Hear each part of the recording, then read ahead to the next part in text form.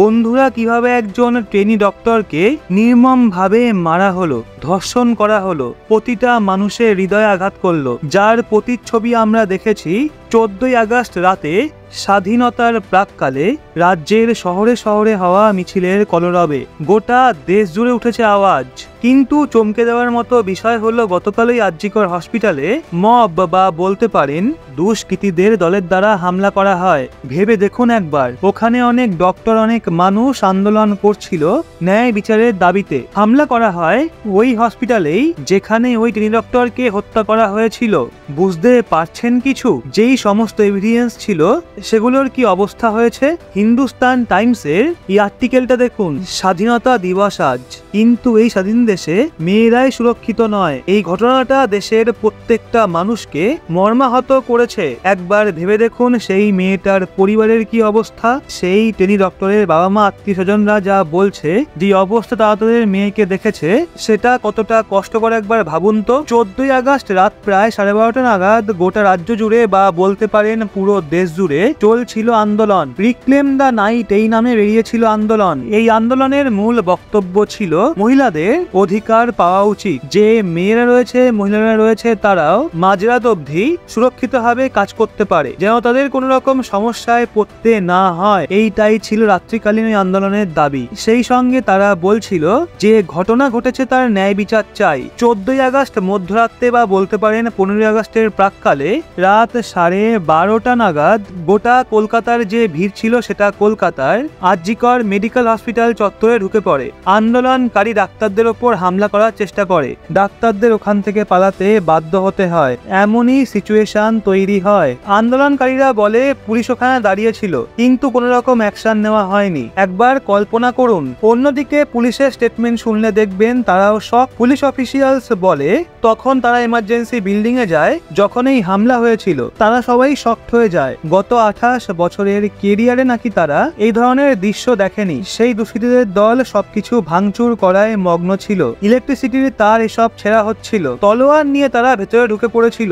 ভাবুন একবার, সমস্ত রোগীদের চিকিৎসা চলছিল সেখানে। ওই সময়েই সমস্ত কিছু করা হয়। এখন পুলিশদের বক্তব্য তারা লাঠি নিয়ে হসপিটালের ভেতরে যেতে পারে না, সেই জন্য পুলিশরা সেখানে যা কিছু পাচ্ছিল সেই দিয়ে তারা দুষ্কৃতীদের আটকানোর চেষ্টা করছিল।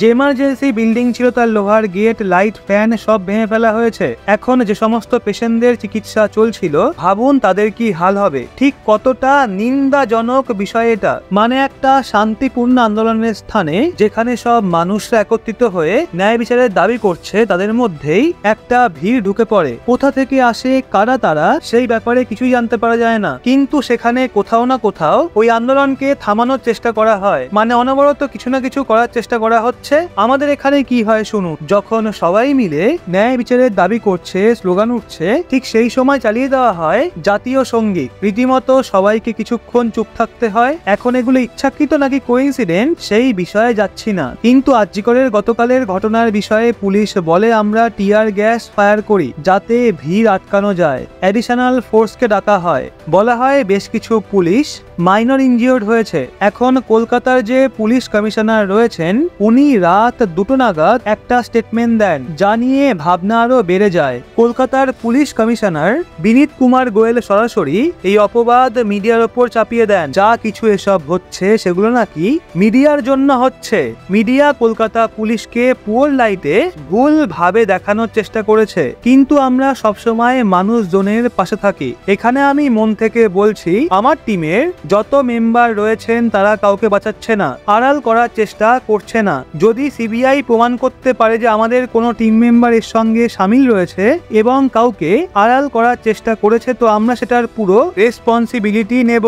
এই পুরো তদন্তটাকে নিয়ে কলকাতা হাইকোর্ট রায় দেয় সিবিআই এর ওপর এই পুরো ঘটনা তদন্তভার তুলে দেওয়ার। আমাদের মুখ্যমন্ত্রী মমতা ব্যানার্জি সরকার বলেছিল রোববার অবধি সময় দিন। যদি রোববারের মধ্যে আমাদের পুলিশ সমস্ত দোষীকে ধরতে না পারে, তাহলে এই পুরো কেসটা সিবিআই এর হাতে তুলে দেবেন। কিন্তু যখন এক্ষেত্রে পিটিশন পিটিশন ইত্যাদি যায় কলকাতা হাইকোর্টে। যখন কেসে শুনানি হয় তখন কলকাতা হাইকোর্ট পরিষ্কার বলে দেয় আমাদের এই মুহূর্তে আর বেশি দেরি করা ঠিক হবে না, কারণ অনেক অসতর্কতা অবলম্বন করা হয়েছে এখানে। স্পেশালি যে প্রোটোকল রয়েছে, প্রপিটি রয়েছে, সেই সমস্ত কিছুর ভায়োলেশন হয়েছে বলে মনে হয়।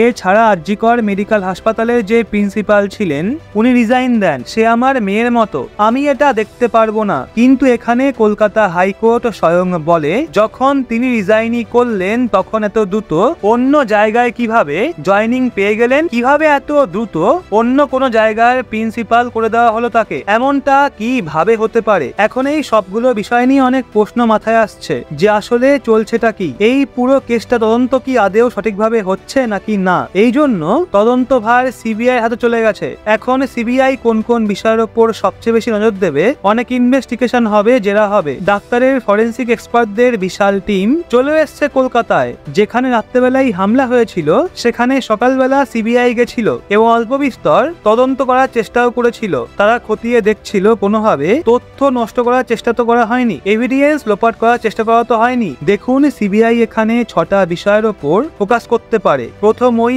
মহিলা ডাক্তারকে ধর্ষণ কি একজনই করেছিল নাকি অনেকে? ঠিক কতটা খারাপ লাগে ব্যাপারটা বলতে ভাবুন। দ্বিতীয়, অ্যারেস্ট হওয়া ব্যক্তি সঞ্জয় রায়, যে কিনা একজন সিভিলিয়ান পুলিশ ভলেন্টিয়ার, সে কি সেখানে একাই ছিল? তৃতীয়, ওই ঘটনার পর কি এভিডেন্স গুলো নষ্ট করা হয়েছে? চতুর্থ, কেন এই মার্ডারকে প্রথমে আত্মহত্যা হিসেবে রিপোর্ট করা হয়েছিল? পঞ্চম, হসপিটাল অ্যাডমিনিস্ট্রেশন কি এর সঙ্গে ইনভলভ রয়েছে? পুলিশকে এত দেরি করে কেন জানানো হলো? এখন এই সমস্ত পয়েন্টগুলোকে সিবিআই খতিয়ে দেখবে। আর এরই মাঝে বেরিয়ে এসছে একটা ভয়েস রেকর্ড, ভীষণ ভাইরাল হয়েছে সেটা, চলুন সেটাও শুনবো। বন্ধুরা, আমার মুখার্জি, এত কষ্ট হচ্ছে ভিতরে যে হসপিটালে বসে থাকতে পারছি না। আমাদের সব ডাক্তাররা সবাই খুব ডিস্টার্বড। আজকে তো ওপিডি বন্ধ রাখা হয়েছে। তোরা জানিস সমস্ত ঘটনা শুনলাম, যা মানে সত্যিকারের ঘটনা, যেটা আরজিকরের ভিতরের যে ডাক্তার তারা তাদের বন্ধু বান্ধব মারফত এটা ছড়িয়ে মানে এসছে আমাদের কাছে। অ্যাকচুয়ালি যেটা ঘটেছে সেটা হচ্ছে, আমি শুনে তো মানে বিশ্বাস করতেও নিজেকে কেমন লাগছে রে। প্রত্যেকটা আমাদের ওয়েস্ট বেঙ্গলের প্রত্যেকটা মেডিকেল কলেজে, বিশেষ করে কলকাতার সরকারি মেডিকেল কলেজগুলোর প্রিন্সিপালরা, ডিপার্টমেন্টাল হেডরা, প্রিন্সিপালরা বিশেষ করে, তারা পাশ করানোর জন্য স্টুডেন্টদের কাছে রীতিমতো টাকা নেয়। যেসব স্টুডেন্টরা, ইন্টার্নরা, পিজিটিরা যারা ভালো করে ক্লাস করে না বা থিসিস তারা জমা দেবে, পিজিতে তো থিসিস জমা দিতে হয়, তো যারা এমবিবিএস ফাইনাল পাস করবে না সাপ্লি পাইয়ে দেবে, ইন্টার্নের কমপ্লিশন দেবে না, ইন্টার্ন হওয়ার পর কমপ্লিশন না দিলে তারা রেজিস্ট্রেশন নাম্বার পাবে না, এই সমস্ত ভয় দেখিয়ে টাকা পয়সা নেয়। সমস্ত জায়গাতেই এটা আছে। এর মধ্যে সব থেকে নিকৃষ্টের থেকেও নিকৃষ্টতম হচ্ছে সন্দীপ ঘোষ, প্রিন্সিপাল, যে তোর আমাদের কি বলে আরজিকর মেডিকেল কলেজে। সেখানে ভাব যে ওনার একটা বিশাল নেক্সাস ছিল, যাতে উনি বেশ কিছু ইন্টার্ন, হাউস স্টাফ এদেরকে দিয়ে ওই নেক্সাসটা চালাতেন। তারা ওখানে একটা সেক্স র্যাকেট চালাতো, তারা একটা ড্রাগ র্যাকেট চালাতো। ড্রাগ র্যাকেট মানে ওই যে ওটাতে বলেছে না, ড্রাগ মানে শুধু ওই হেরোইন আর ব্রাউন সুগারের ড্রাগ খাওয়া বা মদ খাওয়া নয়। ড্রাগ মানে হচ্ছে যে কম দামি, কম টাকায় যে ওষুধ পাওয়া যায়, যে ওষুধ না জল ভগবান জানে, সেই ওষুধের মানে কোটি কোটি টাকায় যে টেন্ডার বেরোতো, সেই ওষুধ নিয়ে ওষুধ কোম্পানিগুলোর কাছ থেকে কোটি কোটি টাকা, সেই সমস্ত টাকার একটা বড় অংশ যেত পার্টি ফান্ডে। বুঝতেই পারছিস তাহলে। সেই জন্য পার্টির একদমই কাছের উনি, পার্টির মানে একদম খোদ মানে ওপর লেভেলের একদম আসল জায়গাকার কাছে। তো এবার উনি এই যে নেক্সাসটা চালাতেন, তাতে রীতিমতো কোন ইন্টার্নকে উনি পাশ করাবেন, কোন পিজিটিকে উনি থিসিস কমপ্লিট করাবেন, সেগুলো সব ভয় দেখিয়ে টাকা নিতেন। আর তার হয়ে কাজ করতো ওই ইন্টার্ন হাউস স্টাফের একটা পুরো বড় নেক্সাস। এবার এই মেয়েটির যে পিজিটি, মেয়েটি অত্যন্ত ভালো, সে তার থিসিসটা কমপ্লিট করাবে না বলে হুমকি দিচ্ছিল। সে এটা জানতে পেরে গিয়ে বলেছিল যে আমি এরকম কোনোভাবেই মেনে নেব না, আমি এর বিরুদ্ধে আমি যাব এবং আমি এর বিরুদ্ধে সব ফাঁস করে দেবো। তখন তাকে রীতিমতো ধমক দেওয়া হচ্ছিল। এটা চলছিল লাস্ট 6 মান্থস ধরে।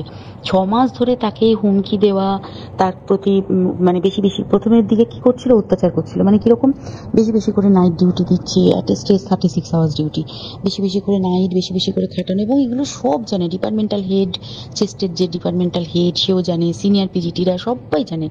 প্রিন্সিপালের নির্দেশেই হচ্ছে এবং ওনার নেক্সাসের ছেলেমেয়েরাই কাজ করছে। তারা 6 মাস ধরে এটা করেছে। করার পরেও যখন ওকে আটকাতে পারেনি, তখন কি করেছে, ওই দিনকে ওরা ঠিক করেছে, যে দিনটাতে এই ঘটনাটা ঘটেছে সেদিন কতখানি প্ল্যান্ড এবং গট আপ গেম দেয়। সেই দিন ওই ঘরে, ওই সেমিনার রুমে প্রত্যেক দিনই 4 তলার আরো অনেকেই যারা সিনিয়র পিজিটি বা জুনিয়র পিজিটি তারা কিন্তু বিশ্রাম নিতে যেত, অনেকেই ওই ঘরে যেত। সেই দিনকে ও একা, ওকে বলেছে তুমি ঘুমিয়ে পড়ো, ওকে একা রেখে এসেছে, বাকিরা কাউকে যেতে দেয়নি। বলেছে ওই ঘরে আজকে ঘটনা ঘটছে, মানে কাজ হচ্ছে, ওই ঘরে কেউ যাবে না। ওই ঘরে সেই দিনকে ওর সাথে যখন খাওয়া দাওয়া করেছে বাকি 4 জন, সেই 4 জনের মধ্যে একটি মেয়ে পর্যন্ত ছিল। সে কিরকম মেয়ে চিন্তা কর, এরা ডাক্তার না জানোয়ার জানি না, আমি জানোয়ার বললেও জানোয়ারদের অপমান করা হয়, কারণ জানোয়ার সমাজে এরকম কাজ হয় না। তো ডাক্তার না কি আমি বলতে পারবো না। সেই ইন্টার্ন মেয়েটি আরেকটি ইন্টার্নের গার্লফ্রেন্ড। তো তার সাথে ওই পিজিটি মেয়েটি প্রচুর ঝগড়া হয়েছে। ঝগড়া হওয়ার পরে তারা তো হুমকি টুমকি দিয়ে চলে গেছে, দিয়ে তারা বলেছে তুমি ঘুমো। এবার ও তো আর জানে না, ভালো মনে শুতে এসেছে। তারপরে তারা গিয়ে মদ টদ খেয়েছে, 7-8 জন মিলে চড়াও হয়েছে। এবং তোরা জানিস যে প্রথমে তার হাত দুটোকে দুপাশে দুজন ধরে রেখেছে এবং সেই কাজে সেই মেয়েটিও সাহায্য করেছে, ইন্টার্ন মেয়েটি। দুজন ওকে পা দুটোকে টেনে জরাসন্ধের মতো ছিঁড়ে ফেলেছে, মানে ছেঁড়ার মতো করে টেনেছে, যাতে পেলভিক বোন ভেঙেছে, কলার বোন ভেঙেছে। মানে কি বিপর্যস্ত, মানে বিধ্বস্ত, কি নৃশংস অত্যাচার করেছে। ওকে উল্টো দিক করে শুইয়েছে, পিঠের ওপর দিয়ে বুট পরে হেঁটে গেছে, মাথাটাকে এমন থেতলেছে যে মানে স্কাল ফাল রাপচার হয়েছে। এই সমস্ত করার পরে শ্বাসরোধ করে তাকে মেরেছে। মেরে তারপরে যেটা আরো ভয়ঙ্কর, যে একটা মৃত মানুষকে মিনিমাম ডিগনিটি দিতে জানে না। তারা নিচে এসে দেখেছে ওই সঞ্জয় তখন বসে মদ খাচ্ছিল অন্য আরো গ্রুপ স্টাফদের সাথে। সঞ্জয় ছেলেটা আছে, তার কাটা সঞ্জয় বলতো ওরা, ওকে বলে ফল গাই। মানে ওর একটু ওইসব আলুর দোষ আছে, ও যত্রতত্র যখন তখন প্রস্টিটিউট এলাকায় যায়। এবার দেখেছে যে একে দিয়ে যদি একটা রেপ করিয়ে দিতে পারি তাহলে ঘটনার মোড়টা অন্যদিকে ঘুরে যাবে। এইবার ওকে বলেছে যা, সেমিনার রুমে তোর জন্য রেখে এসছি, যা তুই এবার গিয়ে কাজ করে দিয়ে আয়। ও এসে ওই ডেড বডিকে রেপ করেছে যাতে তার ভ্যাজাইনাতে সিমেন্ট পাওয়া যায়। তো এবার এই হচ্ছে, প্লিজ আমি নাম করে ফেললাম সবকিছুই, কতজন আমি যে নামগুলো পাঠিয়েছি এই সব ডাক্তাররা, এরা সব জড়িত জানিস, কিন্তু কেউ কোনো প্রমাণ নেই। প্রমাণ লোপাটের জন্য সেদিনকে ওই ইন্টার্ন এবং ডাক্তাররা যে ওইখানের যে বাথরুমটাতে হাত পা ধুয়েছে, রক্ত ধুয়েছে, সেইটাকে 7 তাড়াতাড়ি প্রমাণ লোপাটের জন্য ওই দেওয়ালকে ভেঙে দিয়ে তার মানে ওই বাথরুমের জায়গাটাকেই ভাঙতে হচ্ছে ওদের। ওখানে নাকি ওরা রুম বানাবে, কালকে দেখেছিস তোরা খবরে। আর বেশি বলতে পারছি না, মানে তোরা তো সবাই প্রোটেস্ট করিস, আমরা তো আমাদের দিক থেকে করছি, কিন্তু কিছুই হবে না। এই পোড়া দেশে কিছুই হবার নেই, শুধু ভেতরে ভেতরে গুমড়ে গুমড়ে কষ্ট পাওয়া। আর আগামী প্রজন্মের যে ডাক্তাররা বেরোবে, তারা যে ইন্টার্ন বা পিজিটি বা যাদের কাছে আমরা যাব ভবিষ্যতে, তারা কি ডাক্তার না কি আমি জানি না, কি নিয়ে তাদের কাছে আমরা যাব আর কি করেই বা আমাদের পরের প্রজন্মকে আমরা সুরক্ষিত রাখবো। এখন এই তথ্যগুলো কতটা সত্য কতটা মিথ্যা সেটার বিচার কোর্টই করবে। আমাদের কাজ শুধু ইনফরমেশন আপনাদের অবধি পৌঁছে দেওয়া। তবে একটা জিনিস বেশ ভালোভাবেই বোঝা যাচ্ছে যে এর পেছনে বড় কোনো মাথাই রয়েছে, না হলে এটা করা অত সম্ভব না। এখন যতই যা তথ্য বেরিয়ে আসুক না কেন, যতক্ষণ না কোর্টে সেগুলো প্রমাণ হচ্ছে ততক্ষণ আসল দোষীরা গায়ে হাওয়া লাগিয়েই ঘুরে বেড়াবে। যেমনটা শেষে বলা হলো, এই পোড়া দেশে কি বার আশা করা যায়, কিন্তু যেইভাবে মানুষ আওয়াজ তুলছে, এই আওয়াজ যদি ন্যায় বিচার না হওয়া অবধি উঠতেই থাকে, যদি এই কলরব দোষীদের শাস্তি পাইয়ে দেওয়ার পর ঠান্ডা হয়, একমাত্র মনে হয় তখনই এরকম দোষীরা পরবর্তীকালে এমন দুঃসাহস দেখানোর আগে হাজারবার ভাববে দোষীদের এত কঠোর শাস্তি হোক। দেখুন, এই একটা ঘটনার জন্য আমরা আওয়াজ তুলছি ঠিকই, কিন্তু এর আগে এরকম ঘটনা আরো অনেক হয়েছে। অনেক মা বাবাই সন্তান হারা হয়েছে, কিন্তু এখন সবার মনে হয়েছে কিছু ক্ষেত্রে পরিবর্তন আসা উচিত। আমরা আমাদের দেশকে আর পোড়া থাকতে দেব না। দোষীদের এত কঠোর শাস্তি হোক যাতে আমাদের উমাদের ওপর খারাপ নজর দেওয়ার আগে এই নর পিশাচদের আমাদের সেই শাস্তির কথা মাথায় আসে। হয়তো তখনই শান্তি পাবে আরজি করের সেই লেডি ডক্টরের আত্মা। আজকে আমাদের এই একতা কিন্তু অনেক কিছুর পরিবর্তন আনতে পারে।